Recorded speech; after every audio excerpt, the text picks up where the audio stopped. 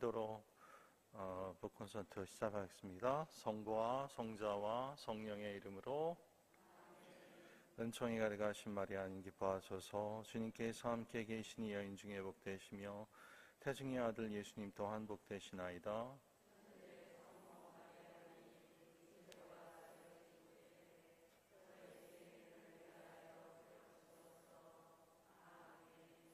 성녀 데레사 성부와 성자와 성령의 이름으로 아멘. 안녕하십니까? 예. 그동안 잘 지내셨는지요? 예.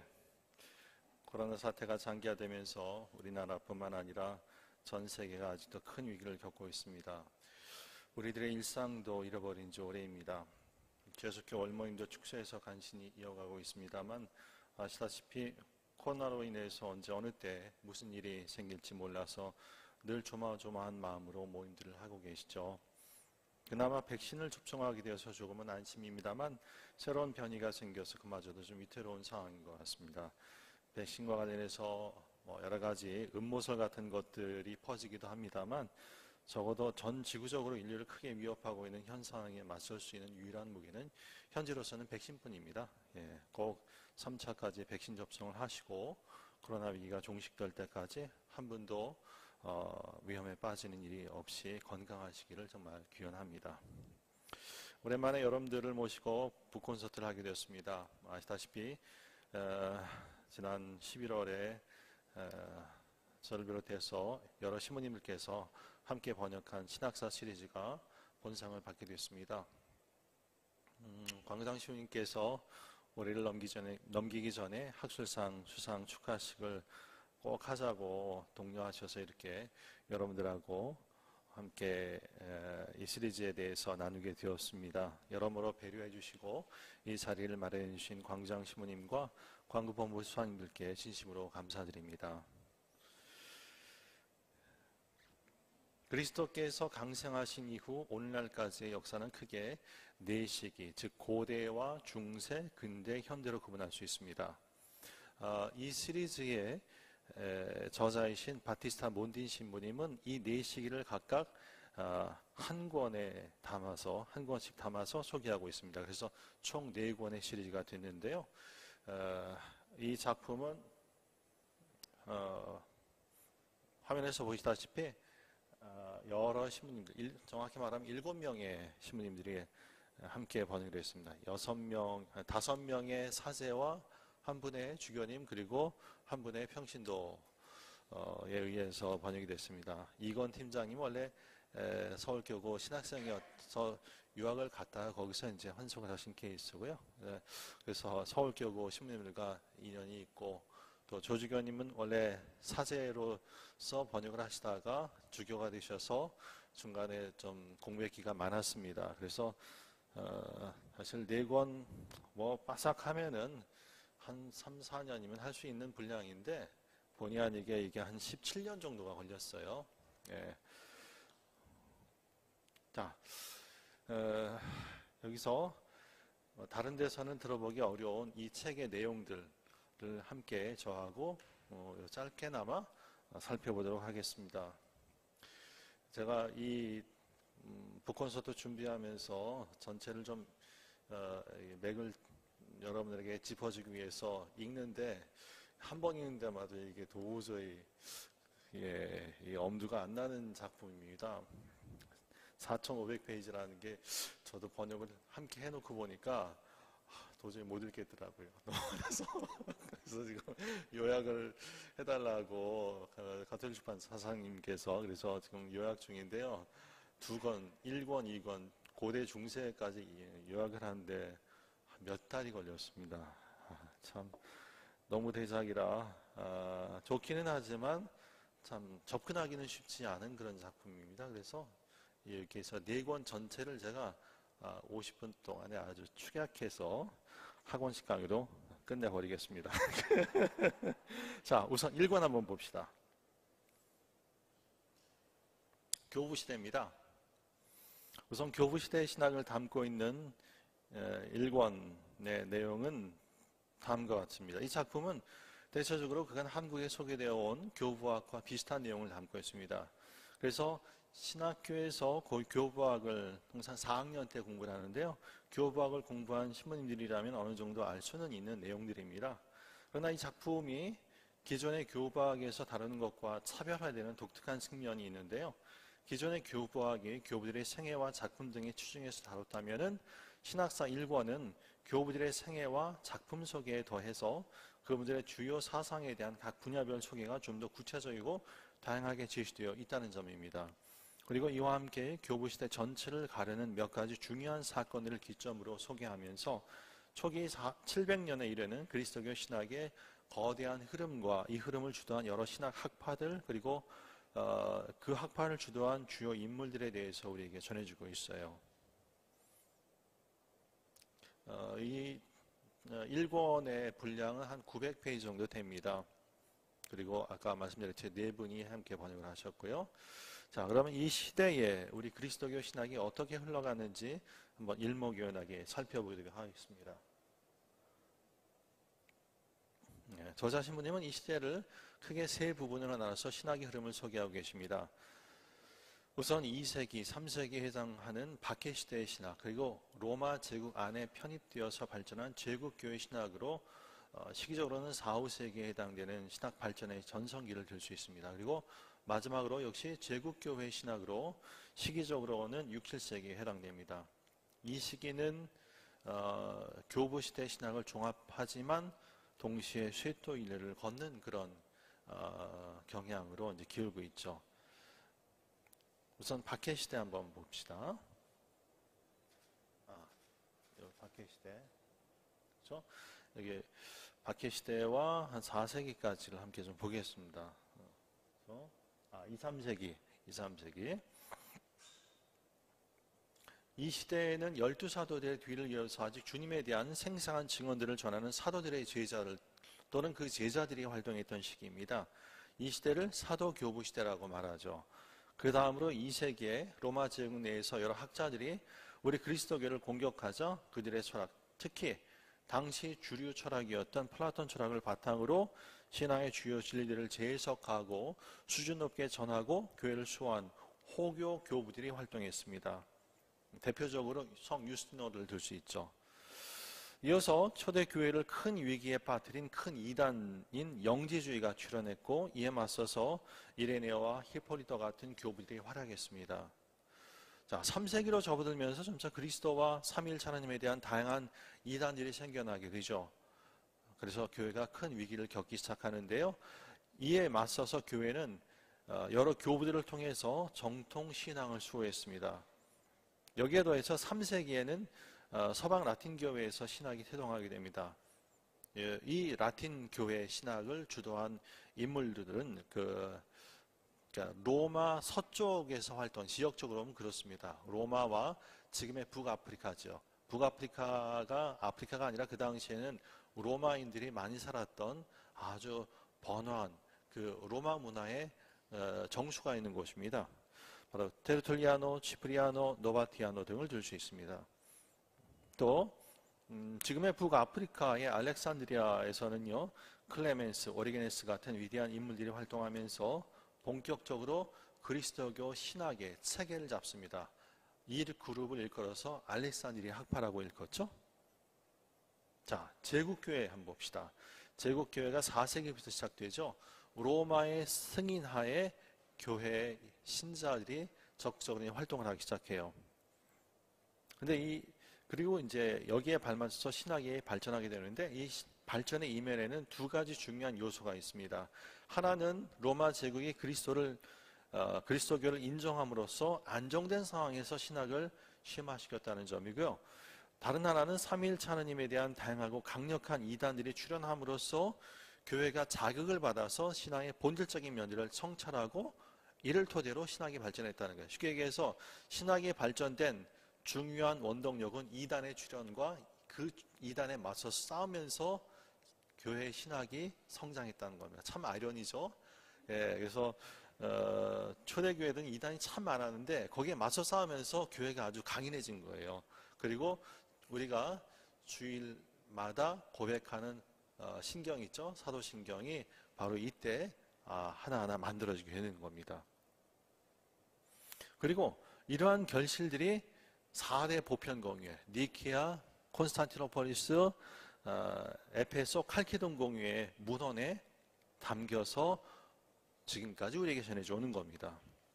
자, 이 시기에 신학을 주도하면서 이단에 맞서서 정통교리를 수호하고 값진 신앙 유산을 마련한 교부들은 소위 신 알렉산드리아 학파에 속하는 교부들로서, 그러니까 알렉산드리아 학파의 특히 오리게네스의 신학을 이어받는 일종의 제자 그룹이라고 하는데요. 아타나시오, 카이사레 에우세비오, 소경 디디모, 치릴로 등이 여기에 속합니다. 또 여기에 더해서 카파도키아 교부들은 성령의 신성을 수호하면서 삼위일체 신비를 보다 심화시켜서 1차 콘스탄티노폴리스 공유에 결정적인 영향을 미쳤습니다. 대바실리오, 니사의 그레고리오, 나지안자의 그레고리오 들어보셨죠? 카파도키아 저기 터키 중부에 가면은 이상한 돌로 된 그 안에서 수도 생활하고 이런, 그리고 산 전체가 아주 성형색색의 그 언덕으로 이렇게 깎아지른 듯한 참 아름다운 곳입니다. 그 지역에서 활동했던 분들이에요. 자, 한편 플라톤 철학을 바탕으로 신앙의 진리들을 성찰한 알렉산드리아 학파 교부들과 달리 아리스토텔레스 철학을 바탕으로 신앙의 진리들을 성찰한 안티오키아 학파 교부들이 있었습니다. 그러니까 교부 시대의 양대 산맥이라고 하는데요. 안티오키아 학파, 알렉산드리아 학파. 한쪽은 플라톤 철학을 바탕으로 신학을 전개했고, 다른 한쪽은 아리스토텔레스 철학을 바탕으로 신학을 전개했어요. 그래서 바라보는 관점과 신학의 방법 이런 것이 다 달랐기 때문에 상당히 서로 그러니까 신학의 여러 주제에 있어서 서로 격돌하면서 많은 갈등을 빚었습니다. 결국 이게 몇백 년 동안 서로 신학적인 논쟁을 벌이면서 서로 단죄를 하고 단죄받고 유배가고 하다가 마침내 안티오키아 학파가 완전히 패해요. 네스토리안 이단이라고 이제 불리는데, 에페소 공회를 통해서 네스토리안 이단이 완전히 패하면 여기가 이제 안티오키아 학파에 속하거든요. 그러면서 안티오키아 학파는 역사의 뒤안길로 사라지고 알렉산드리아 학파가 주도하는 신학이 초대 교회를 이제 수놓게 됩니다. 그 제자들이. 자, 이 4, 5세기에 이르러서 동방교회보다는 1, 2세기 정도 늦게 서방 라틴 교회에서 본격적으로 신학이 전성기를 맞이하게 됩니다.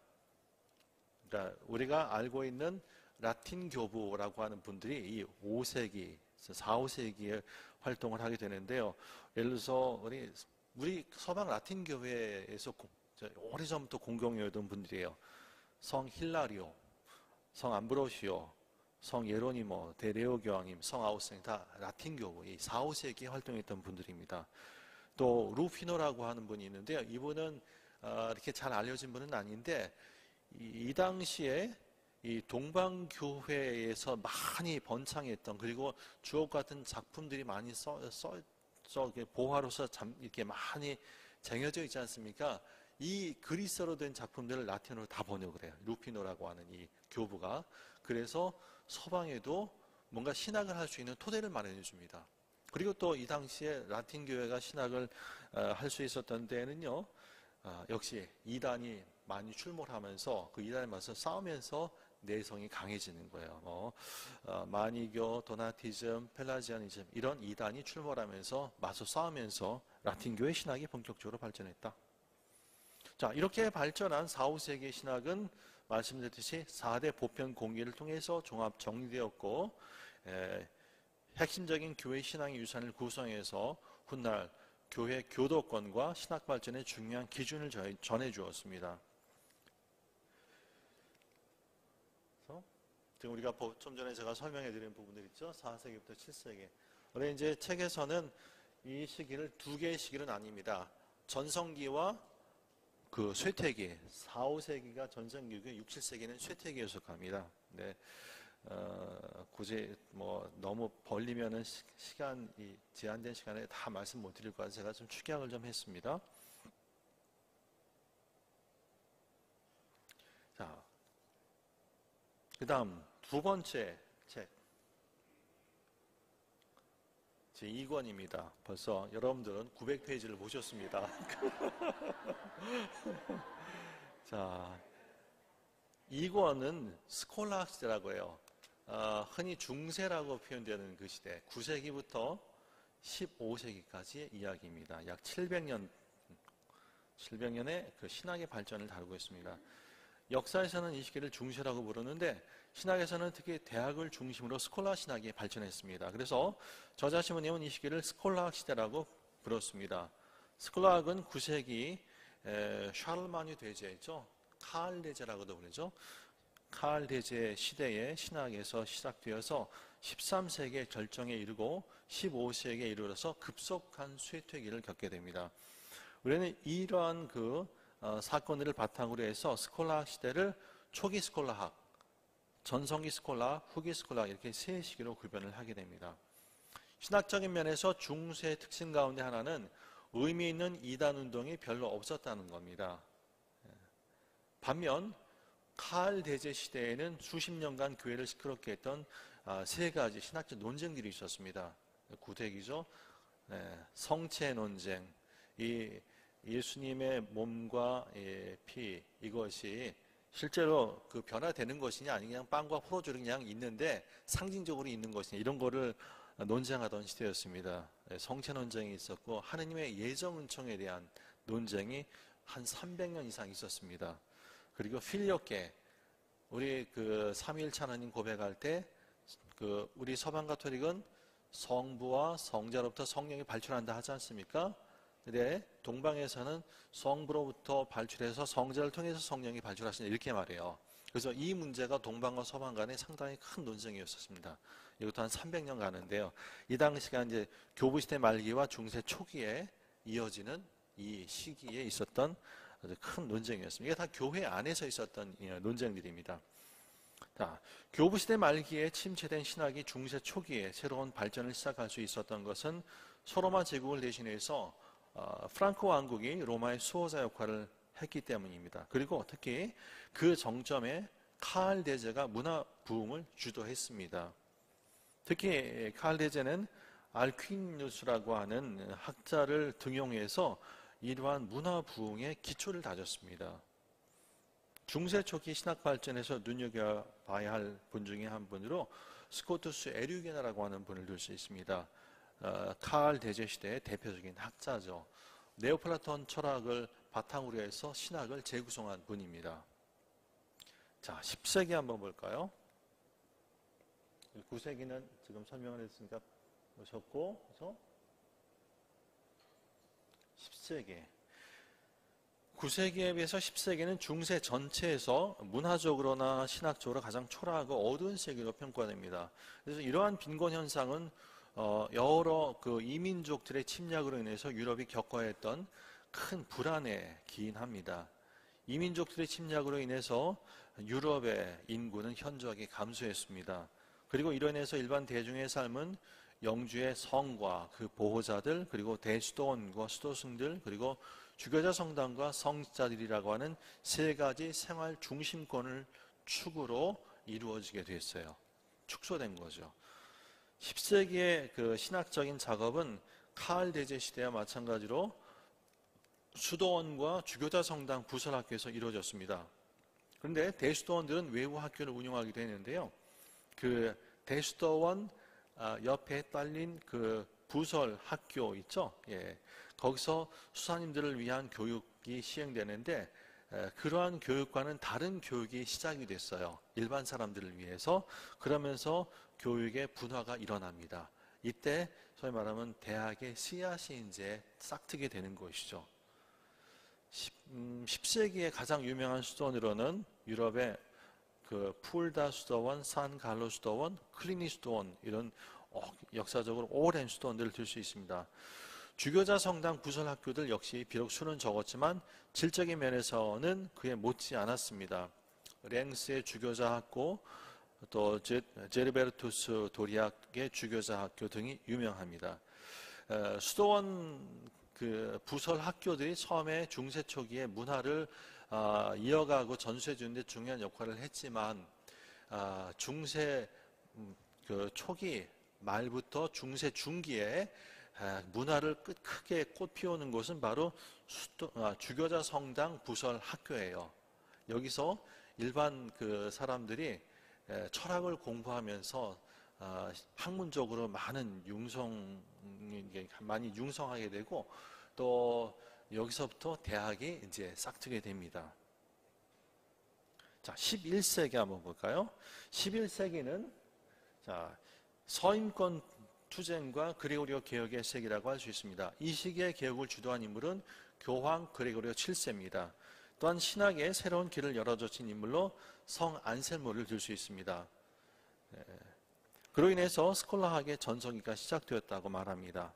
그러나 교회 사원 여러 가지 측면에서 상당한 문제를 안고 있었어요. 특히 이것은 세속 군주들이 도시와 지방에 대한 통치를 성직자들에게 맡기면서 가속화되었습니다. 그 국왕이나 또는 지방의 영주들이 신부님들이나 주교님들한테 이 지방 행정관 책임을 맡기면 어떤 효과가 있을까요? 일반 세속 사람들한테 지방 그래서 군수, 도지사 자리를 맡기면서 여기를 관리해라 하면은 일정한 그 땅을 띄워주지 않습니까? 그 봉토는 후손들에게 자자손손 이제 유산으로 물려받는 거예요. 근데 주교님이나 신부님이 가면은 살아생전에는 그것을 활용을 하지만 주교님이나 신부님 돌아가시면은 그 땅이 그대로 왕한테 되돌아가는 거예요. 그래서 이 왕들이 그 땅 욕심에 일반 사람들한테 그 행정관을 안 맡기고 주교님들한테 땅을 맡기니까 주교님들은 어떻게 할까요? 하필 주교님들이 다 그냥 그 무늬만 주교인 거예요.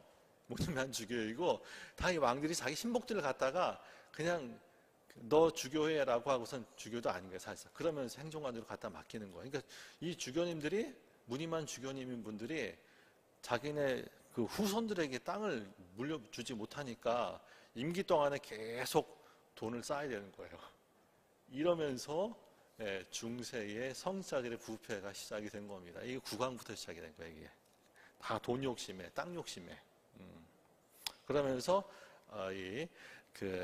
매점매석하는 거죠. 돈 주고선 성직 그런 거 사고. 그러면서 그 사제들과 수도자들 사이에 상당히 그 도덕적인 일탈 행위가 이제 일어나게 되고 해이해지게 됩니다. 이러한 해이는 지역의 귀족들이나 부호들로부터 다양한 혜택을 받은 대수도원들에서도 일어나요. 그래서 이러한 부패 상황에서 새로운 쇄신이 일어나게 되는데 바로 정말 뜻 있는 수도원의 그 수도 승들로부터 시작해서 청빈을 자발적으로 살고 은둔을 더 깊이 있게 살려는, 그리고 엄률로 살려고 하는 그런 베네딕틴 계열의 수도자들에 의해서 시작이 됩니다. 대표적으로 클리니 수도원이 이제 여기에 속하고요. 그리고리 7세 교황님 역시 이런 계열의 수도원 출신 수도 사제, 우리 정대주교님처럼 수도 사제 출신 교황님이십니다. 자, 이분이 이제 그 당시에 교회 개혁의 가장 중요한 인물로 손꼽히는데요. 이분은 당시 부패에 치던 교회를 근본적으로 바꾸고 그 구조를 개혁했습니다. 그리고 성직자와 백성들의 영적이고 지적인 삶의 활기를 불어넣어주고 신학 연구에 새로운 자극을 불어넣었습니다.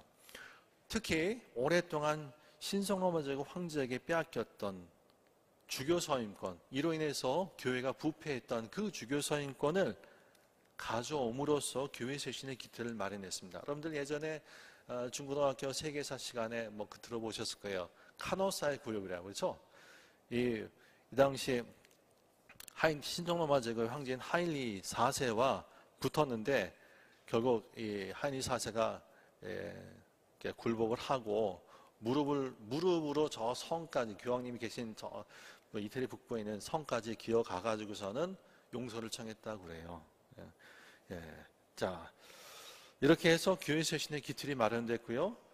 또 11세기 신학의 새로운 장을 연 성 안셀모를 통해서 본격적인 스콜라 신학의 시대가 열리게 됩니다. 그 이전까지는 철학과 신학이 하나로 어우러져서 발전했는데 안셀모를 통해서 철학과 신학이 본격적으로 분리되는 수순을 밟게 됩니다.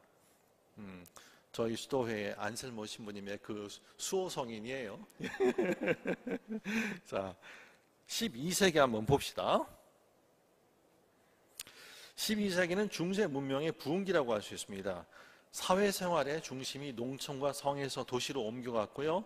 학교 역시 주교자 학교들이 학문의 중심 역할을 했습니다. 말씀드렸듯이 이제 서서히 학문의 중심이 수도원 부설 학교에서 주교자 성당 부설 학교로 옮겨가게 되고 이 학교들이 비대해지기 시작하는 거예요. 그리고 학문적으로 융성해지면서 대학으로 발전을 하게 됩니다. 그래서 문화가 더 이상 수도 승과 성직자들의 전유문이 아니라 이런 이 주교자 성당 부설 학교 또는 학교를 바탕으로 발전한 대학에서 공부한 평신도들도 학문을 접할 수 있는 계기가 열리는 것이죠. 그러면서 12세기에 학문의 새로운 붐이 일어나게 됩니다. 이 시기에 13세기만큼은 아니지만 상당히 저명한 인물들이 배출되기 시작해요. 그러면서 신학이 발전하죠. 이 당시에 그 신학 발전이 이루어진 주요 장소는 클리니 수도원, 시토 수도원, 샤르트르 수도원, 또 성 빅토르 수도원 등 프랑스 안에 있는 대수도원들이 있고요. 그리고 영국의 요크 있죠. 원래 미국의 뉴욕이라고 하는 것은 영국에는 요크, 새로운 요크라고 하는 겁니다. 영국 중부 지방에 있어요. 요크, 노트르담, 랭스 주교자에 달려있는 소속 학교들을 중심으로 해서 이 학문이 크게 번성을 하게 됩니다. 자, 중세 초기부터 신학의 주요 중심지는 베네딕토 수도원들이었습니다. 반면 12세기에는 주교자 학교들이 신학의 중심 역할을 하기 시작했고요. 또 당시 베네딕토 수도원들 가운데 시토 대수도원에서 개혁이 일어나서 교회의 쇄신을 일으켰는데 그 중심에 클레르보 대수도원의 성 베르나르도로 인해서 신학이 발전합니다. 시토회죠. 시토회는 그 당시에 성 베르나르도를 비롯해서 기욤 드 생티에리, 알랭 드 릴 같은 그 시대를 풍미한 최고의 석학들을 배출했습니다. 또 시토회 이외에도 이 시기에 12세기에 신학의 중심지로 프레몽트레회라고 하는 수도회가 있는데요. 이 수도회는 1121년 성 노베르토에 의해서 프레몽트레라고 하는 곳에서 상립되어서 유럽 각지로 퍼져나갔습니다. 근데 이 수도회 회원들은 시토회 회원들만큼이나 신학 발전에 큰 기여를 했어요. 당대 개혁적인 교수들은 대부분 프레몽트레회 출신이었습니다. 그리고 그 중에서도 그 회원들이 중심이 된 학자들의 모임을 성 빅토르 학파라고 불렸는데요. 상당히 진보적이고 개혁적인 그리고 학문에 있어서 보다 개방적인 그런 성향을 지닌 학파였습니다. 성 빅토르 학파. 자, 이렇게 해서 중세에 어떤 문제가 생기는가 하면은 기존의 성 아우구스틴과 교부들의 신학을 바탕으로 성경을 바탕으로 충실하게 신학을 발전시키고자 했던 전통주의 신학자들이 있고요. 이쪽은 베네딕토회나 시토회를 중심으로 한 계열이 여기에 속하고요. 반면에 보다 더 이성을 바탕으로 해서 합리적인 신학을 구축하고자 했던 그런 진보적인 개혁적인 신학자들이 이 주교자 성당 소속 학교, 대학을 중심으로 해서 이제 활동을 많이 하게 되죠. 당연히 양쪽은 서로 충돌을 빚을 수밖에 없었던 거예요. 그래서 이 시기에 상당히 다양한 차원에서 서로 영향을 주고받고 갈등을 빚으면서 신학이 발전하게 되었습니다. 이 시기에 신학을 주도한 학자들은 여러 학파에 소속되어 있었는데요. 소속된 장소나 또는 그 수도에 따라서 시토회 학파, 샤르트르 학파, 성 빅토르 학파로 나뉘고 학파를 창시한 인물에 따라서 아벨라르도 학파, 질베르토 포레타노 학파, 또 베드로 롬바르도 학파 등으로 나뉩니다. 12세기는 신학의 쇄신을 추구하는 학파들이 있는가 하면은 전통적인 노선을 굳게 지키려 했던 학파들도 있었습니다. 말씀드렸듯이 전통적 노선을 고수한 대표적인 학파로 시토회와 성 빅토르 학파를 들 수 있습니다. 반면 신학의 쇄신을 추구한 대표적인 학파로 샤르트르 학파와 아벨라르도 학파를 들 수 있습니다. 아까 그 성 빅토르 학파 얘기를 들었는데 성 빅토르 학파는 시토회 아주 극보수나 극전통보다는 좀 개방적이었습니다. 그러나 전체적으로 봤을 때는 그냥 중도적인 입장을 취했다. 가장 진보적인 그 학파는 샤르트르 학파와 아벨라르도 학파입니다. 아벨라르도 혹시 들어보셨어요, 여러분? 중세 초기에 정말 성 토마스만큼이나 상당히 천재적인 철학자로 불리는데 안타깝게도 이분이 사랑에 빠져서 그 왜 아벨라르도와 엘로이즈 사랑 이야기 들어보셨을 겁니다. 못 들어보셨나요? 몰라요? 예. 여러분들 그 유튜브에 그 박승찬 교수님 저 한번 들어보세요. 둘 다 똑똑한 적이었는데 이 엘로이즈가 아주 영민한 그 아가씨예요. 사춘기 아가씨였는데 이 개인 교수 하주로 오는 선생들한테 그 면박을 주면서 다 쫓아내버렸대요. 그래서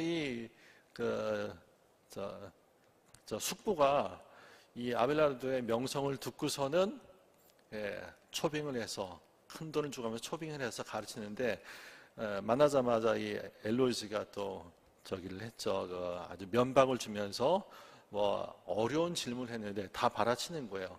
그러면서 사랑에 빠졌는데요. 아주 비극적인 사랑입니다. 예, 이것 때문에 참 여러 가지 구설수에 오르고 학문 활동을 하는데 큰 어려움을 겪는데, 근데 이 아벨라르도는 토마스만큼은 아니지만 중세 초기에 새로운 신학적인 방법론을 도입해서 성 토마스에게 물려줘요. 신학대전에 보면은 뭐 어떤 한 주제에 대해서 반론을 제기하고 재반론을 하고 답이 나오고 그 다음에 해결점이 나오는 이런 구도가 있습니다. 이것은 아벨라르도의 방법론, 그러니까 아벨라르도가 개척한 방법론이 그대로 도입된 겁니다. 그 정도로 상당히 중요한 분입니다. 아벨라르도 학파.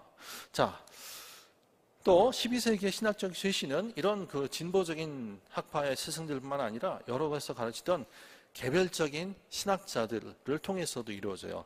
베드로 롬바르도, 휘에레 요아킴, 특히 베드로 롬바르도 같은 경우에는 이분이 쓴 명제집이라고 하는 책이 있어요. 교부들의 그 어떤 금언이라고 하죠. 또는 중요한 가르침들을 주제별로 모아서 이렇게 편집한 게 있는데 이게 워낙 잘 만들어져서 구원 역사 전체 어떤 신비들을 다 정리를 하면서 교부들의 사상을 종합해요.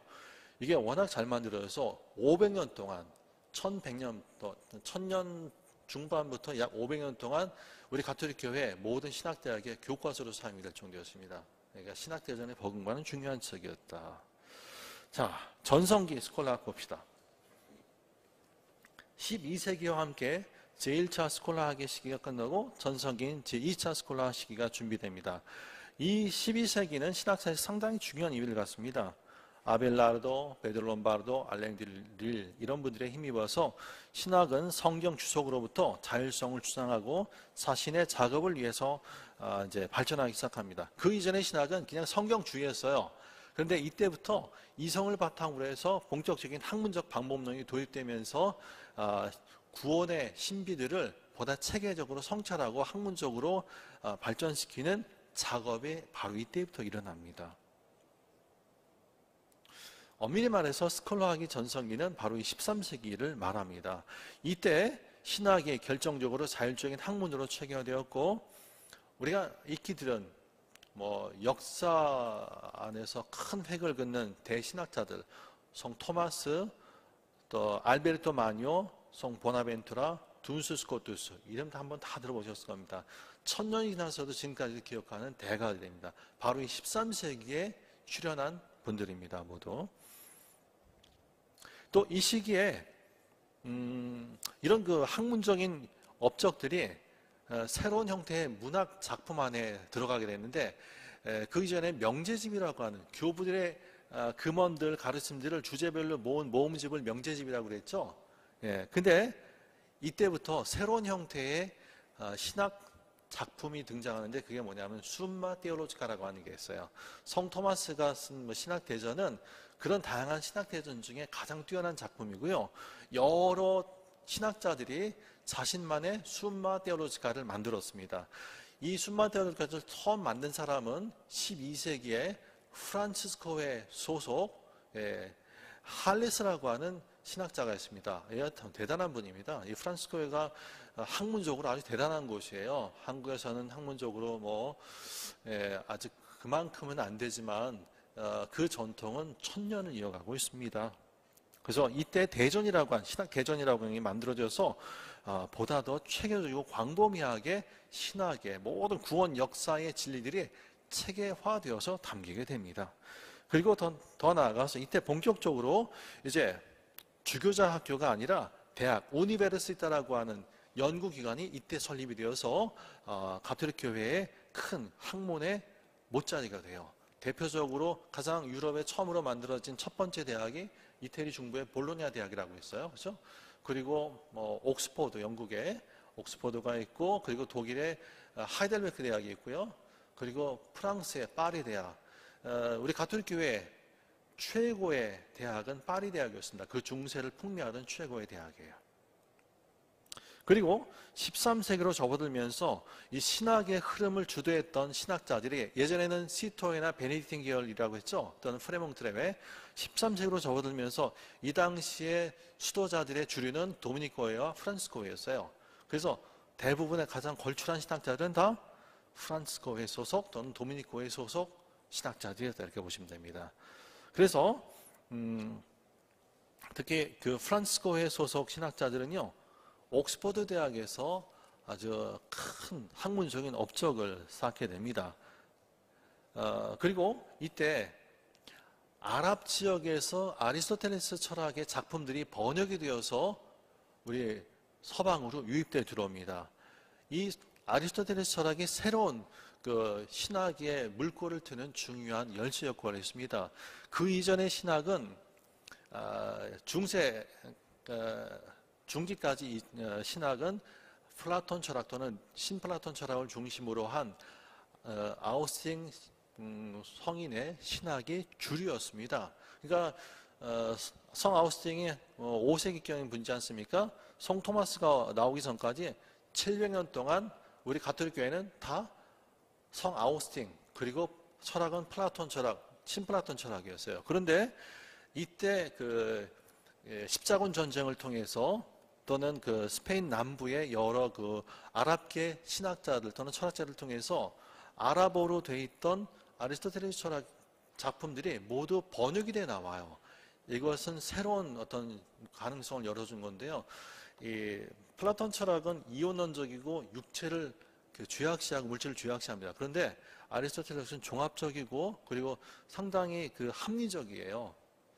그리고 물질이나 육체를 죄악시하지 않고 사물의 근본 원리로 동등하게 봅니다. 이런 보다 건강하고 건전한 철학이 들어서면서 우리 가톨릭 신학의 새로운 전기를 맞게 되는데, 문제는 이 아리스토텔레스 철학의 내용 중에서 우리 신앙과 맞지 않는 부분이 있었던 거예요. 그래서 보수주의자들은 이런 아리스토텔레스 철학을 절대 받아들이면 안 돼. 이건 이단자의 철학이고 악마의 철학이다라고 하면서 완전히 거부 반응을 보이는 데 반해서 도미니코회 계열, 특히 성 토마스나 토마스의 스승인 알베르토 마뉴 같은 경우에는 이거는 정말 우리 그리스도교 신학에 적합하다라고 하면서 필터링을 해서 맞지 않는 것은 빼고 맞는 것을 적극적으로 받아들여서 신학의 쇄신을 일으킵니다. 이렇게 해서 13세기가 바로 그런 이런 그 다양한 격변의 시기를 맞게 되는데, 중간에서 이제 교회 교도권을 이어갔던 여러 주교님들은 유심히 보다가 처음에는 금령을 내려요. 아리스토텔레스 철학을 가르치면 안 된다라고 하면서 금지령을 내렸다가 너무 많이 퍼지고 이게 또 장점이 있는 걸 알게 되니까 해금을 해요. 40년 정도. 그러다가 1277년에 어떤 일이 생기냐면은 파리는 신학을 주도했던 곳이라고 해서 77년 성 토마스가 돌아가신 3년 후에 파리의 대주교인 에티엔의 텅피에라고 하는 주교님께서 이 아리스토텔레스 철학을 바탕으로 만든 모든 철학과 신학을 다 단죄를 해버립니다. 이 단죄에 걸린 분들이 성 토마스도 있고요, 성 토마스의 스승인 알베르토 마뉴도 있어요. 그래서 이때부터 상당히 그 중세 중기에 꽃이 피었던 아리스토텔레스 철학을 바탕으로 한 건강한 철학과 신학이 큰 정을 맞아서 약 100년 동안 힘을 못 써요. 그리고 그 공백기를 누가 차지하는가? 프란시스코의 신학자들이 그 공백기를 점령을 해서 중세 말기까지 그대로 이어갑니다. 그러니까 성토마스 사후에 15세기 말까지 우리 가톨릭 교회 신학의 주류는 프란시스코회였다. 이렇게 보시면 돼요. 대단한 수도예요. 저 정도 가면서 한번 쳐다보세요. 자, 이렇게 해서 14세기, 15세기까지 중세가 이어지게 되는데요. 이 중세 말기에 어떤 일이 생기는가 하면은요. 자, 프란시스코회 계열, 프란시스코회가 성토마스 사후에 약 300년 동안 우리 가톨릭 교회 신학을 주도했다고 그랬죠. 이때 프란시스코회 계열의 마지막 대가로 이제 평가받는 분인데 윌리엄 오캄이라고 있습니다. 이분이 유명론자예요. 여기서 보편 논쟁을 얘기하기는 좀 그런데 어쨌거나 이분은 상당히 주의주의적 지성이 아닌 의지를 바탕으로 해서 신학을 하고 보편적인 하나님이나 보편적인 어떤 개념 이런 것을 배제하고 개별자만이 존재한다라고 하는 유명론에 빠진 사람인데요. 이러다 보니까 상당히 그 시대의 여러 학자들과 갈등을 많이 빚게 돼요. 심지어는 교황님과 갈등을 빚었는데 자기 광구장한테 일러가지고 총장인가 광장한테 일러가지고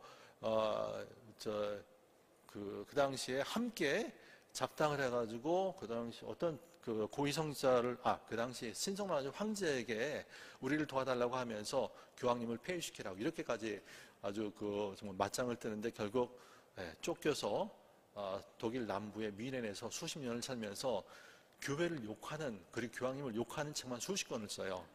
근데 이게 이제 문제가 되는 게 바로 이 유명론을 퍼뜨린 이 윌리엄 오캄이 쓴 작품들이요 유럽 전체에 퍼지고 이게 힘을 받으면서 개신교 종교개혁자들이 여기부터 영감을 받아요. 그래서 사실 이 윌리엄 오캄은 개신교 종교개혁자들의 아버지라고 불리는 사람입니다. 참 안타깝죠. 우리 프란시스코의 소속 수사신부님이 하긴 루터 같은 경우도 아우싱스토의 수사신부님이셨어요. 자, 이렇게 해서 중세가 끝납니다. 이게 참 안타까운 비극의 서막이었던 것이죠. 자, 3권은 근대입니다. 근대는 15세기 말부터 18세기 말까지 약 400년 정도를 잡고 있습니다. 이 근대 신학은 이렇게 오캄의 유명론과 더불어 시작이 되고 루터의 종교개혁과 함께 이제 발전하게 되죠. 그러나 이 사건이 본격적으로 전개되기 전에 유럽에서는 오스만 투르크 제국이 비잔틴 제국을 멸망시켜요. 그래서 이 사건으로 인해서 나비 효과가 일어나게 되는데요. 비잔틴 제국은 이제 서글픈 그런 비극을 맞이했지만 여기서 이 전쟁을 피해서 도망온 그 대가들, 비잔틴 제국에서 내놓으라는 대가들이 짐 싸들고 책 싸들고서는 이태리로 도망쳐 와요. 그러면서 이태리에서 르네상스가 일어나게 됩니다. 그래서 이 소위 말하는 문예부흥이라고 하는 식이 있지 않습니까? 문예부흥이라고 하는 것은 로마와 그리스 시대 그 당시 인간을 중심으로 한 문화 전체를 일컫는 말인데요. 바로 이 문화가 이 오스만 투르크 제국의 멸망으로 인해서 도망쳐온 이 비잔틴 지역의 대가들에 의해서 촉발이 됩니다. 그리고 여기에 더해서 소위 말하면 인문주의, 그러니까 학문으로 치면 인문주의가 이제 태동이 되는데 인문주의가 처음 태동한 것은 영국입니다. 영국의 존 콜렛이라고 있습니다. 그리고 그 이후에 토마스 모어가 있죠. 그리고 또 발전한 것은 네덜란드 암스테르담의 그 로테르담의 에라스무스가 있죠. 이런 분들에 의해서 인문주의가 아주 크게 성하게 되고요. 그리고 영성적으로는 근대 신심운동이 크게 일어나게 됩니다. 중세 때는 너무 사변적인 신학, 생각하는 신학, 그리고 그것을 바탕으로 한 마이스터 에카르트의 사변 신학 영성이 너무 이제 실증이 난다 이거예요. 그래서 이 당시 15세기의 신학자들, 영성가들은 특히 그런 거 생각하는 거 그만하자. 우리 실천하고 신심, 아주 예수 그리스도에 깊은 신심을 가지고 열심히 은둔 속에서 실천하는 것. 이게 중요하다 해서 근대 신심운동이 일어나고요. 그 대표 작품이 뭐냐? 준주성범입니다. 볼까요? 설명 다 드렸죠? 예. 근데 이 영국이 참 신비로운 나라인데요. 여기서도 에라스무스, 존 콜렛과 토마스 모어가 인문주의의 기초를 닦았지 않습니까? 17세기, 18세기에 계몽주의가 여기서 또 꼽혀요. 계몽주의로부터 시작해서 프랑스 혁명의 영향을 받고요. 프랑스 혁명과 더불어서 이신론이 이제 일어나게 되는데, 이신론이 무신론의 원조격이 됩니다. 이성에 부합하지 않은 모든 신앙의 진리들은 다 불합리하고 미신에 불과하다고 본 게 이제 이신론입니다. 그 모태는 계몽주의입니다. 계몽주의의 시작은 영국이고요. 그래서 프랑스 혁명이 상당히 인류 문화사에서는 큰 역할을 하지만 종교와 관련해서는 상당히 큰 타격을 줍니다. 하느님을 믿지 않아요. 교회를 믿지 않아요.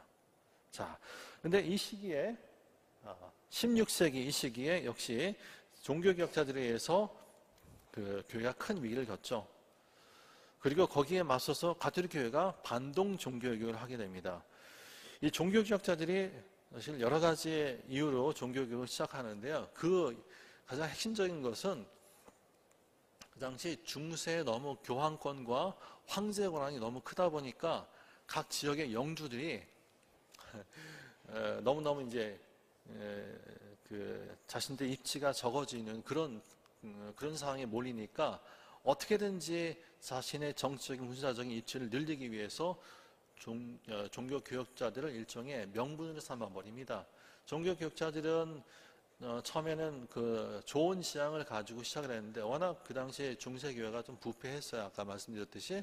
그러니까 뭐 계란으로 바위치기니까 도저히 교회 내에서는 개혁이 이루어질 수 없다라고 보면서 교회를 뛰쳐나가서 이렇게 황제에 맞서서 교황에 맞서서 자신들의 입지를 굳히고자 했던 지역 영주들과 더불어서 이제 함께 야합을 해서 종교개혁을 성공합니다. 수십 년 동안의 종교 전쟁이 있었죠. 자, 이렇게 해서 다양한 곳에 그 뭐 스위스, 독일, 프랑스 다 그 대표적인 종교개혁자들이 있습니다. 뭐 장 칼뱅, 뭐 치빈클리, 루터, 토마스 민처 이런 사람들이 있죠. 자, 그리고 여기에 맞서서 우리 가톨릭 교회는 1545년부터 1564년까지 약 20년 동안 트리엔트 공회를 해서 반동 종교개혁을 통해서 교회 쇄신을 이루고요. 그리고 이 트리엔트 공회의 핵심적인 역할을 했던 신학 학파가 있습니다. 스페인 살라망카를 중심으로 활동한 살라망카 학파라고 하는데요. 이 살라망카 학파의 주된 이념은 성 토마스의 철학과 신학이었습니다. 그래서 그 이전까지 사실상 성 토마스의 신학은요, 여러 신학 중에 하나의 작은 부류에 속했지 지금처럼 이런 우리 가톨릭 교회를 대표하는 최고의 신학으로 평가받지 못했습니다. 오히려 말씀드렸듯이 프란시스코의 학파가 큰 주류였고요. 토마스 학파는 뭐 작은 하나의 학파 중에 하나였던 것이죠.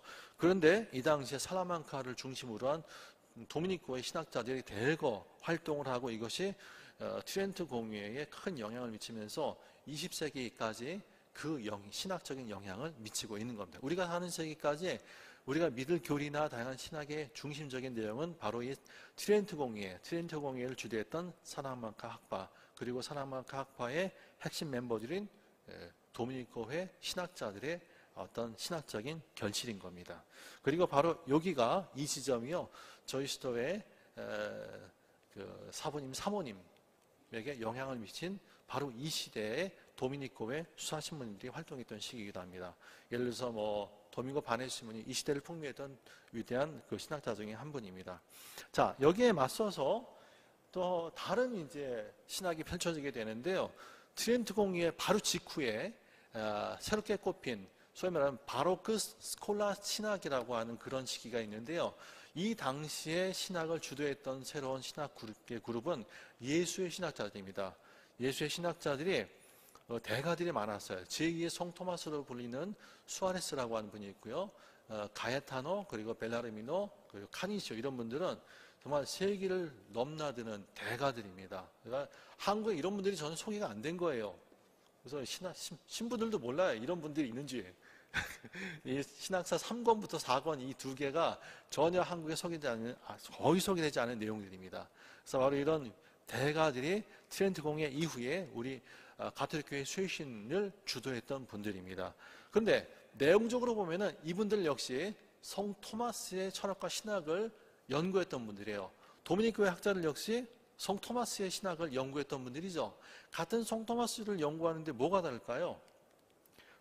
도미니코의 학자들은 보수적으로 성 토마스의 신학 철학을 작품 그 자체를 문자로 해서 충실히 해석했던 분들에 반해서 예수의 신부님들은 상당히 성 토마스의 신학을 진보적으로 이렇게 개방적으로 해석했던 분들입니다. 바로 여기서부터 이제 두 학파 사이에 신학적인 논쟁이 이어지게 되는 겁니다. 그래서 성례 테레사가 돌아가신 1982년부터 약 20년 동안 유럽의 신학계를 뒤흔든 은총 논쟁이라고 있는데 바로 이 시대입니다.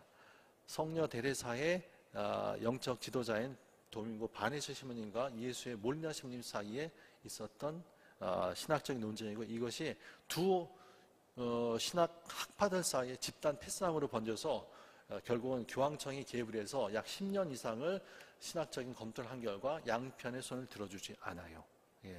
지금까지 미해결의 과제로 남아있죠. 자, 그리고 여기에 더해서 이 당시에 신대륙이 발견되지 않습니까? 신대륙이 발견되고 예수의 신학자들은 아시아까지 넘어가서 복음을 전파해요. 이 당시 가장 문제가 됐던 게 뭐냐? 도대체 저 원주민이 사람이냐 아니냐 이 문제인 거예요. 그래서 한쪽에서는 저건 사람이다 라고 하면서 똑같은 대우를 해주면서 정말 정성스럽게 복음을 전파해야 된다라고 본 데 반해서, 다른 한쪽에서는 신학자들이 저건 사람이 아니고 반신반인이다, 반은 동물이고 반은 인간이다라고 해가지고 적절히 등쳐먹으면서 복음을 전파해야 된다 이렇게 본 거예요. 그래서 그리고 거기에 맞는 선교 신학이 양쪽에 개발이 됩니다. 근데 원주민들 편에 섰던 아주 훌륭한 그 신학자로서 도미니코의 바르톨로메 델라스 카사스라고 하는 분이 있습니다. 이분은 정말 대단한 성인이십니다. 원주민들을 똑같이 대하면서 그들이 정복자로부터 착취받는 것을 너무너무 가슴 아파하면서 돌아가실 때까지 원주민들을 위해서 일하셨던 분입니다.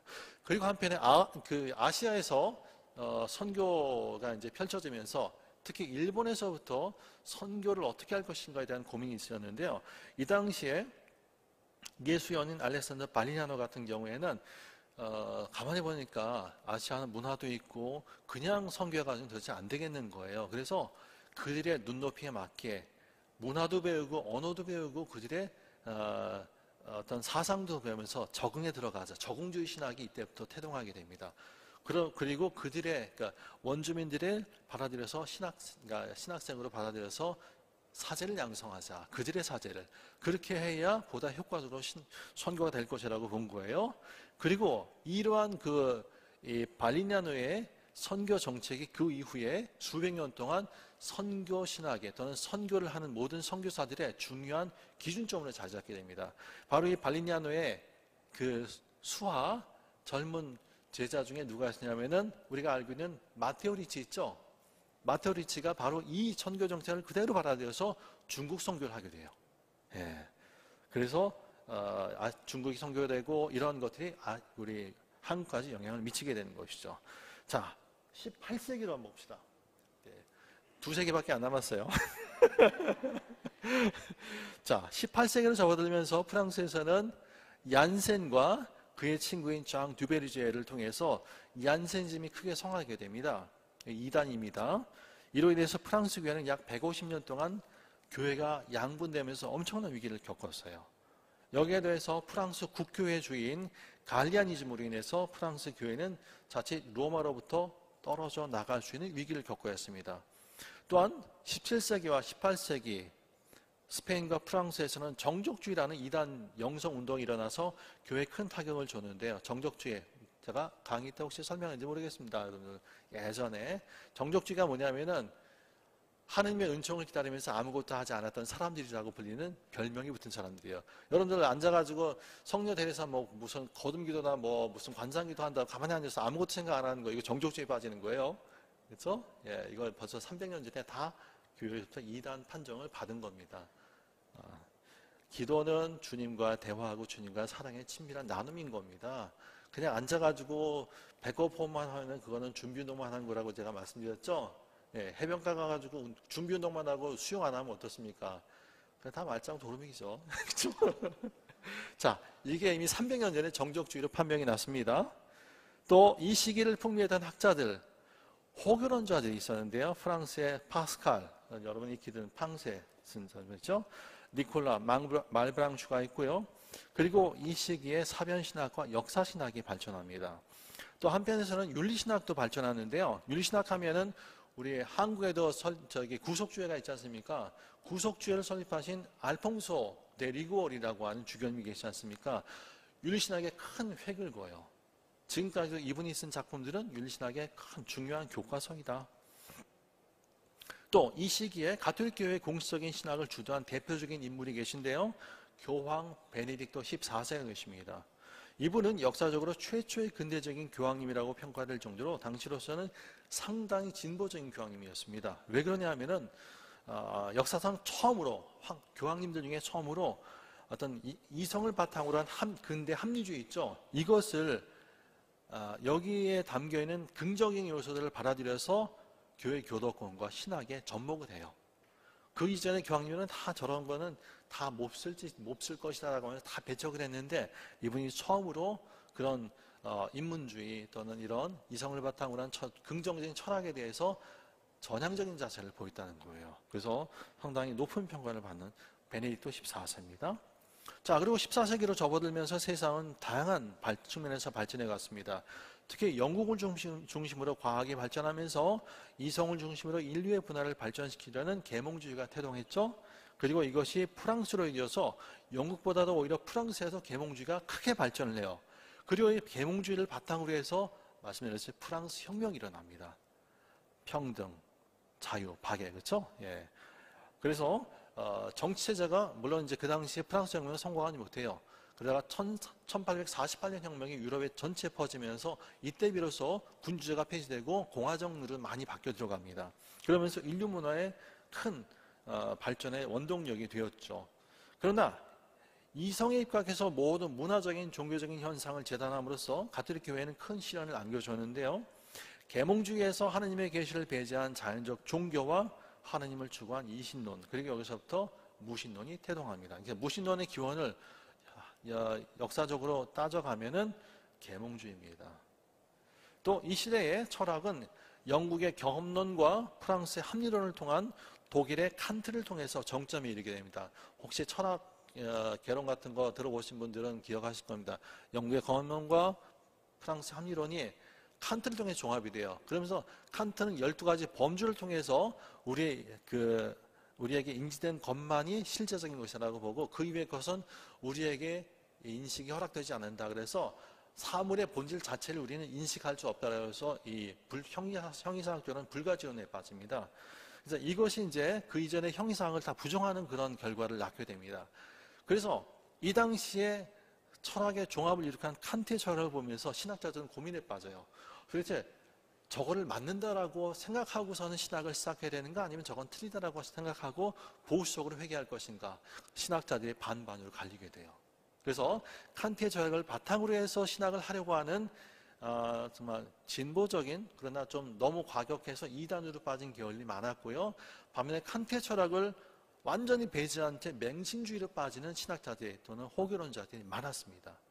그래서 이런 그 철학적인 이론을 바탕으로 해서 이 신앙과 양립불가한 것은 버리고 긍정적인 것을 취해서 새로운 신학을 해야 되는데 이 당시에는 이것을 이루지 못하고 19세기를 이루어서 비로소 이런 작업들이 이루어지게 됩니다.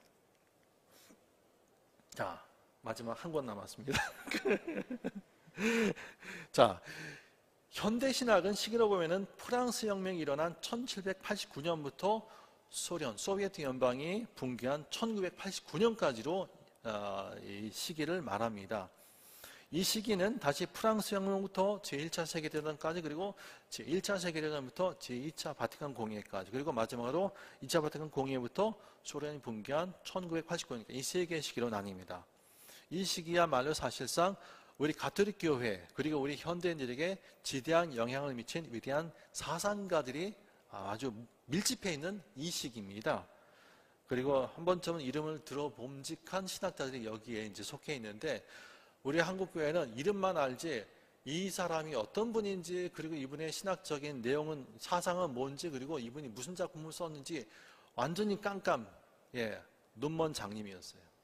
한국교회 전체가 이 이 시기 한 300년, 아까 얘기했던 근대 신학사 있죠?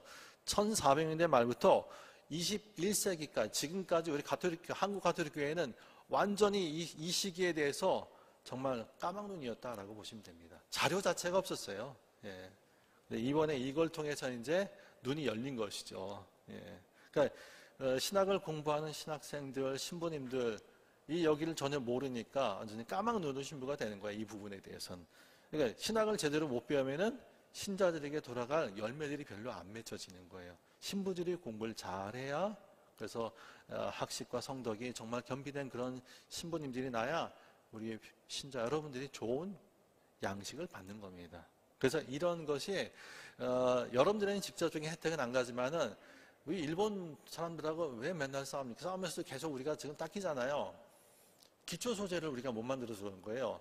기초 소재가 잘 돼야 핸드폰 잘 만드는 거 아닙니까? 우리 이게 기초 소재를 만드는 겁니다. 기초 소재가 잘 돼야 좋은 영성 서적 또는 좋은 묵상 서적이 나오는 것이죠. 자, 이 시기의 신학은 말씀드렸듯이 근대주의와 이성을 바탕으로 한 근대주의와 칸트의 합리론에 맞서서 그런 그 이성적인 작업들을 거부하면서 완전히 낭만주의적인 신학이 태동이 돼요. 그리고 오히려 그런 것은 정말 좋은 것이다. 칸트의 철학 합리적이다. 그리고 근대주의, 이성을 바탕으로 한 근대주의, 계몽주의 다 좋은 것이라고 하면서 전폭적으로 그것을 받아들여서 신학에 적용한 개신교 신학자들이 있는데 이들을 일컬어서 개신교 자유주의 신학자들이라고 해요. 근데 이들이 너무 나가가지고 이단으로 빠지죠. 심지어 이 사람들은 뭐라고 얘기하냐면은 예수님, 역사적인 예수님은 없었다고 그래요. 이런 식으로. 자, 그리고 가톨릭 신학은 어땠는가? 가톨릭 신학 역시 참 고민이 많았어요. 그래서 그 근대주의, 계몽주의에 맞서서 다양한 입장을 취했는데요. 예를 들어서 프랑스를 중심으로 해서 호교론자들, 그러니까 교회를 보호해야 되겠다고 하면서 신앙을 변호했던 사람들이 있었고, 근대주의 또는 이성주의를 완전히 배격하고 전통주의와 맹신주의로 빠진 그런 신학자들도 있었습니다. 또 독일에서는 역시 근대주의에 대응해서 이것을 전폭적으로 수용했는데 개신교 자유주의 신학자들처럼 이단으로 빠진 케이스들도 많았습니다.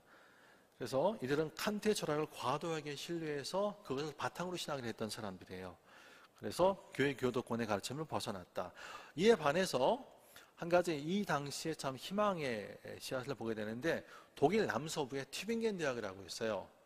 뭐 한국을 대표하는 우리 신학자인 심상태 문신을 비롯해 여러 신부님들이 공부한 곳인데요. 이 튜빙겐 대학을 중심으로 활동한 튜빙겐 학파의 신학자들이 있는데 이분들은 근대주의 사조가 하는 장점들을 교회 교도권이 허용하는 범위 안에 받아들여서 건전하고 균형 잡힌 신학을 발전시키면서 당시 신학 발전에 크게 기여합니다.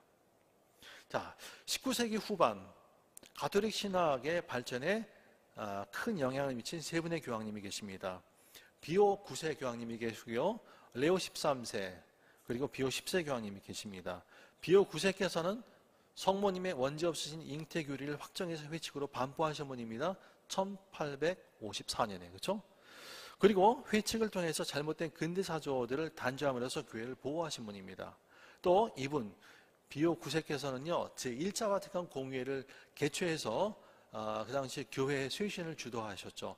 안타깝게도 보불 전쟁을 위해서 1차 바티칸 공의회가 중단돼요.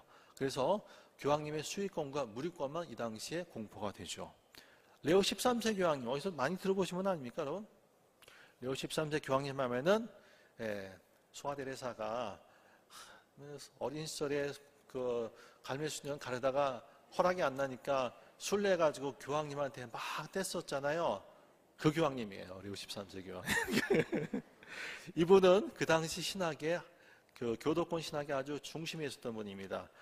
영원하신 아버지라고 하는 회칙을 반포해서 그 당시에 위기 중에 있던 교회를 학문적으로 쇄신하셨던 분이에요. 그래서 이분이 건전한 철학, 즉 성 토마스의 철학과 신학을 바탕으로 해서 교회를 쇄신하자 해서 이때부터 성 토마스의 작품이 전집이 새로 비판본이 나오게 되고 여러 토마스 학자들이 이제 뻗어나오게 되는데요. 이 계열이 현대신학자들로까지 이어지게 됩니다. 그래서 현대신학자들 중에 뭐 이브 콩가르다, 뭐 가리거 라그랑주다 이 이름만 얘기해도 공부하는 신부들은 다 뭐 대가라고 그냥 막 추앙하는 그런 존경하는 그런 대가들이 바로 이 계열에서 나온 분들입니다. 자, 또 비오 10세 교황님 같은 경우는 오류 목록을 만들어서 교회를 위협하는 다양한 여러 이단들을 또 단죄하셨어요. 자, 1차 세계대전부터 제 2차 바티칸 공예까지 한번 봅시다. 요거 제가 1차 첫 번째 시기 보셨죠? 두 번째 시기입니다. 이 시기의 철학과 신학은 그 이전에 비해 괄목할 만하게 성장했습니다. 우선 철학적으로 새로운 분야들이 생겨났고 이것은 신학 발전의 원동력이 되어주었습니다. 대표적으로 후설에 의해서 창시된 현상학이 있고요. 하이데거에서 발전된 실존주의 철학 그리고 비트겐슈타인에 의해서 발전된 언어 분석학이 있습니다. 이러한 철학들은 현대신학의 발전에 있어서 중요한 밑거름이 되었습니다. 예컨대 현상학 같은 경우 이 현상학이라고 하는 것은 이제 철학적인 방법론인데요. 그러니까 내 앞에서 일어나는 어떤 현상을 보면서 현상 이면에는 본질을 캐치하자는 겁니다. 현상학도 현상학 A와 현상학 B로 나눠요. 특히 현상학 B가 이제 중요한데요. 현상학 B 같은 경우가 역사 안에서 드러나는 현상들을 보면서 그 이면의 본질을 인지하는 바로 그게 이제 현상학 B입니다. 이것이 바로 우리 가톨릭 교회의 예를 들어서 전례다 또는 뭐 여러 가지 성사다 이런 것들이 우리가 살아가는 우리의 시간과 공간에서 일어나는 다양한 현상들 아닙니까? 그 현상들을 통해서 하느님의 은총을 유추해 갈 수 있는 그런 신학을 개발하게 되는 중요한 단초가 돼요. 그래서 신학에는 특히 현상학 B가 중요한 역할을 하고요. 에듀슈타인 같은 현상학 A를 통해서 예컨대 삼위일체론이다 또는 여러 가지 뭐 다양한 신학적인 이런 신학을 하게 됩니다. 그래서 상당히 중요한. 그리고 하이데거의 실존주의 철학 같은 경우에는요, 우리 개신교 쪽에 불토만과 칼바르트 같은 신학자들이 자신들의 신학을 추구하는 데 있어서 방법론적인 도구로 사용을 함으로써 실존주의 신학이라고 하는 새로운 어떤 신학을 발전시키는 데 중요한 밑거름이 됩니다. 비트겐슈타인 같은 경우도 이 언어 분석이 상당히 중요한데요. 이 사람이 상당히 재미없는 철학을 한 것 같은데 이 사람은 신비가예요. 여기에 보면은 이 말로써 표현할 수 없는 실제들에 대해서 그것은 신비다라고 하면서 신비주의로 넘어갑니다. 상당히 대단한 철학자 중에서는 신학과 신비주의까지로 넘나드는 이런 분입니다.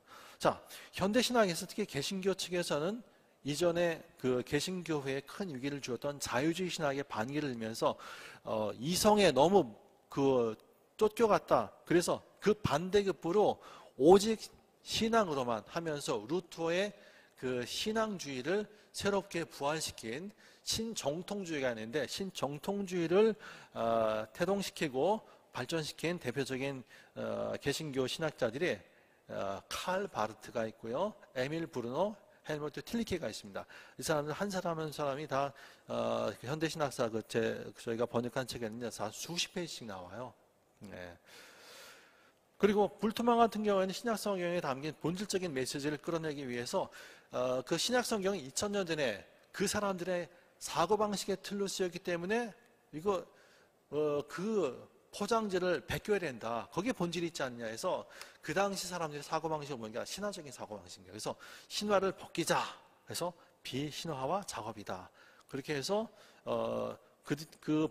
메시지의 복음의 메시지 본질을 실존주의 철학을 바탕으로 해서 재해석해서 제시를 합니다. 또 폴 틸리 같은 경우에는 신학의 존재론화를 주도했고 오스카 쿨만 같은 경우에는 역사신학을 발전시켰습니다. 또 북미에서는 발터 라우셴부시와 니버 형제를 통해서 사회, 정치에 대한 적극적인 참여를 주도했죠. 그래서 특히 이분들 같은 경우는 광부, 농부들에게 상당히 많은 관심을 기울이면서 신앙이라고 하는 것이 단순히 어떤 정신적인 것만 추구하는 것이 아니라 우리가 몸담고 살아가는 사회의 구조를 개선하기 위해서 투신해야 된다라고 있는 정치신학을 상당히 본격적으로 발전시키는 그런 대가들입니다. 니버 형제들이 있습니다. 자, 이 시기에 가톨릭 신학을 어떻게 나누는가? 크게 세 부로 나누는데요. 여기 보시죠? 아우스틴 노선의 신학이 있고요. 성 토마스의 신학, 그리고 독자적인 노선이 있습니다. 자, 아우스틴 성인의 신학적 특징을 바탕으로 발전한 로마노 과르니 들어보셨을 겁니다. 여기서 대구교구의 전원호 신부님이 과르니를 전공하셔서 과르니 책을 좀 번역을 하셨어요. 근데 이분이 도대체 누구인지 몰라요. 신학 사관을 보면 나옵니다. 앙리 드 리박이라고 있습니다. 다 이 아우스틴 성인의 신학 계열 안에 들어갑니다. 또 성 토마스의 전통적인 신학을 바탕으로 신학을 주도한 가리그 라그랑지, 현대 우리 가톨릭 교회의 영성 신학을 초석을 놓은 분입니다. 가리그 라그랑지, 그리고 슈니 네오토미스트에 속해요. 이브 콩가르, 20세기 우리 가톨릭 교회 특히 성령론에 지대한 영향을 미쳤죠. 그 제가 번역한 책 중에 나는 성령을 믿나이다인데 이분의 책입니다. 이브 콩가르 역시 토미즘 계열에 속하는 분입니다. 반면 초월적 토미즘이라고 하는 계열로 분리되는 분이 있는데 조셉 마시리아라고 하는 분이 있고 카르라나 들어보셨죠? 카르라나가 바로 계열로 치면 족보로 치면은 초월적 토미즘이다. 이분은 토마스 신학을 공부하면서 자신의 신학을 구축해요. 뿌리를 알 수 있는 거죠. 그렇죠? 또 버나드 로너간이라고 있습니다. 그리고 이 두 노선과 별개로 독특한 자신들만의 노선을 전개한 인물로서 현대과학, 특히 진화론과 신학을 접목해서 발전시킨 테일러 데 샤르댕의 어떤 그 신학이 있죠. 그리고 미학적 신학을 발전시킨 폰 발타사라고 했습니다. 이분들 다 이름만 들어도 20세기를 풍미한 최고의 학자들입니다. 더 역사 신학을 발전시킨 장 다니엘 루라고 있습니다. 자, 20세기 중반으로 들어와서 요한 23세께서는 현대 사회 안에서 교회의 쇄신과 현대화를 이루기 위해서 제2자 바티칸 공의를 수집하게 됩니다. 당시 교회는 모든 면에서 현대를 일으켰고 대사회적으로 문호를 개방하고 세상 안에 침투해서 복음을 전하는 적적인 교회로 탈바꿈했습니다. 그리고 가라져 나간 형제를 그리고 타종교회에 대해서 배척하고 단죄하던 그동안의 태도를 버려요. 교회가 자신감을 얻다는 거죠. 그래서 예전에 19세기만 해도 다 단죄했잖아요. 오리목록 다 공포하고 교회가 더 이상 그런 그 수세적인 행동을 안 하고 이제는 적극적으로 나서서 갈라져 나간 형제들을 품어 안고 그들과 대화하고 타종교와 대화하면서 함께 진리를 추구하는 보다 더 성숙하고 품이 큰 교회로 거듭나게 됩니다. 그래서 20세기, 21세기의 교회 화두는 뭐냐? 대화, 교회 일치, 갈라져 나간 형제와의 조화. 이것이 바로 우리 가톨릭 교회, 성교회, 우리 어머니신 성교회가 추구하는 20세기와 21세기의 가치입니다. 더 이상 세계를 나와 같지 않은 그런 타종교나 좀 이단적인 요소가 있다는 이런 것들을 단죄하지 않습니다. 사랑의 품으로 끌어안고 그 안에 있는 긍정적인 것들을 소화해서 보다 더 큰 품으로 만들려고 하죠. 자, 마지막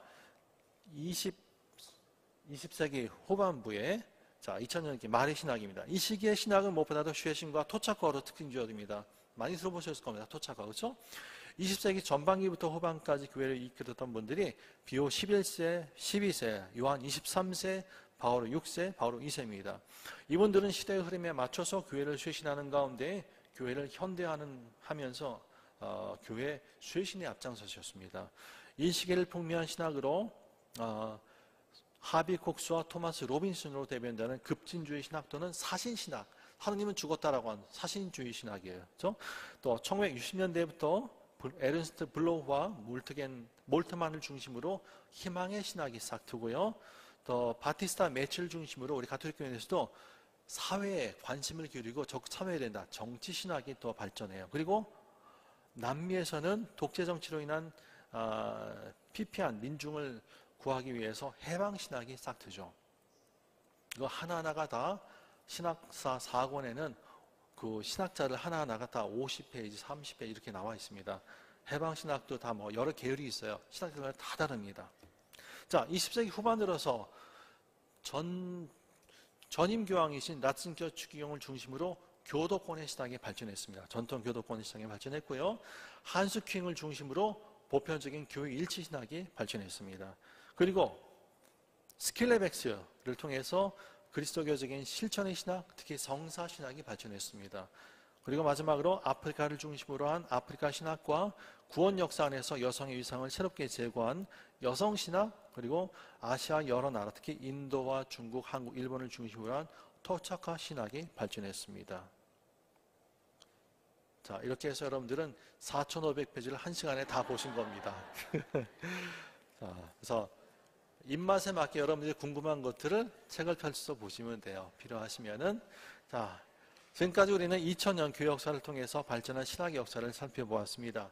사실 2000년간 발전한 그리스도교 신학 전체를 1시간에 소개한다는 것 자체가 무리입니다. 제가 어제 새벽 5시까지 사실 이거 작업을 했어요. 정리하다 보니까 너무 많은데 이게 맥만 잡아도 20페이지가 넘는데요. 그래서 제가 4시까지 하고선 1시간 동안 10페이지 줄인 겁니다. 이게 지금.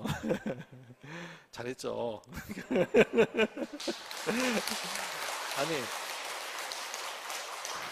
강의를 잘한 게 아니라 10페이지를 줄인 게 잘했죠. 예. 안 그랬으면 1시간 더 벌쓰실 텐데, 그렇죠? 예. 자, 그래서 시대마다 새로운 신학 사조와 길을 주도한 위대한 신학자들이 있었습니다. 우리는 이를 통해서 시대마다 교회는, 그리고 시대를 대표한 석학들은 인류를 향한 하나님의 구원 신비를 이해하고 그 시대와 민족의 언어로 새롭게 구원의 신비를 만들어서 전해주려고 노력해 온 것을 발견할 수 있습니다. 교부 시대부터 현대까지 우리에 앞서 이루 헤아릴 수 없는 대가들이 있었고, 그분들은 수많은 주옥 같은 신앙의 유산을 교회에 남겨주셨습니다. 저는 이 신학사 시리즈가 바로 이런 엄청난 대가들과 그분들의 신앙 유산을 발견하게 해주는 항해 지도의 역할을 해줄 거라고 믿고 또 희망합니다. 저를 비롯해서 7명의 학자들은 이 작품을 통해서 우리 한국 신학계의 항해 지도를 마련해 주었다고 생각을 합니다. 이 항해 지도를 통해서 직접 항해하면서 신학의 망망대해에서 수많은 보화를 발견하고 이것을 한국교회에 가져와서 풍요롭게 하는 일은 지금 자라나는 각 신학대학의 신학생들, 그리고 공부하고 있는 젊은 사제들의 몫입니다. 물론 저 역시 아직은 젊죠. 제가 50대 아직 이제 내년이면 55입니다. 아직 건강만 생각하면 한 30년은 할 수 있을 것 같아요. 네, 그래서 저 역시 남은 일생을 한국교회와 우리 가르멜 수도회의 영적, 학문적 자산을 마련하기 위해서 최선을 다하고자 합니다. 부디 이 작품들이 잘 활용되어서 한국교회에도 2000년 우리 가톨릭 교회의 학문적, 영적 유산이 차곡차곡 축적되어서 현재와 미래의 한국교회의 내적 발전에 큰 원동력이 되기를, 그리고 특히 우리 한국 가르멜의 쇄신과 발전에 중요한 밑거름이 되기를 진심으로 기원합니다. 감사합니다.